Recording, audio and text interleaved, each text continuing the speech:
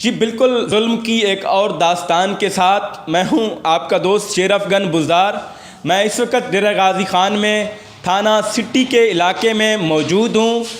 یہاں پر ایک خاتون جس کا نام زلیخا بی بی ہے، یہ ایبٹ آباد کی رہنے والی ہے۔ ان کی شادی مردان میں ہوئی تھی۔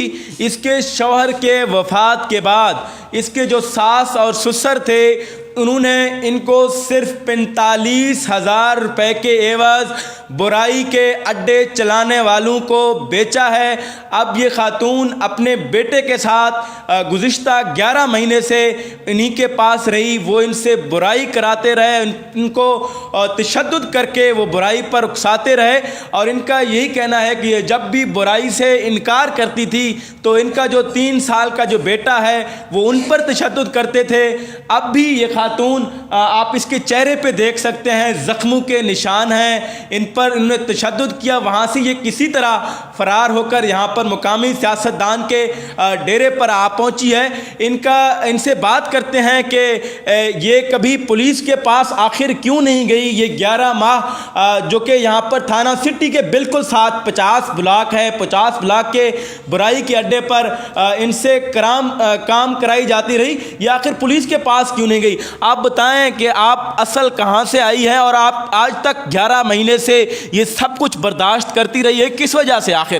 اپنے بچے کی خاطر۔ میرے بچے کو مارتے، روز مارتے، ایسے مار کے لاتے جیسے جانور پہ انسان رحم کرتے، لیکن میرے بچے پہ رحم نہیں کرتے اور اس پہ اوپر ٹپے مارتی ہیں۔ نہیں، آپ یہاں پر جو مقامی پولیس ہے تھانہ سٹی چند گز کے فاصلے پر واقع ہے، یہاں پر 50 بلاک سے، تو آپ وہاں پر کبھی کیوں نہیں گئی؟ میں ڈرتی تھی، بہت ڈرتی تھی۔ پولیس سارے پیسے والی ہے، زنا کرنے آتی تھی لیکن جلد واپس جاتی ہے، لیکن بہت گندی پولیس ہے ادھر۔ آپ کتنے پولیس والوں کو جانتی ہیں جو یہاں پر برائی کرنے آتے تھے؟ 2-3 پولیس سے آتی تھی، ایک نوا لگے ہوئے موٹر جیسے، ایک فوجی ہے۔ ایک فوجی ہے، دوسرے کا نام آپ نے اکبر لیا تھا؟ جی اکبر ہے، وہ بھی آیا تھا میرے ساتھ کام کرنے کے لیے 2-3 دفعہ۔ آپ نے ان سے جس طرح سنا ہے، ان کا یہی کہنا ہے کہ یہ پولیس کے بعد پولیس کے پاس 11 ماہ اس لیے نہیں گئی وہاں پر شکایت لے کر کیونکہ وہ خود یہاں پر برائی کرنے آتے تھے اور ان سے منتھلی لینے آتے تھے۔ اب ان کا وزیر اعلیٰ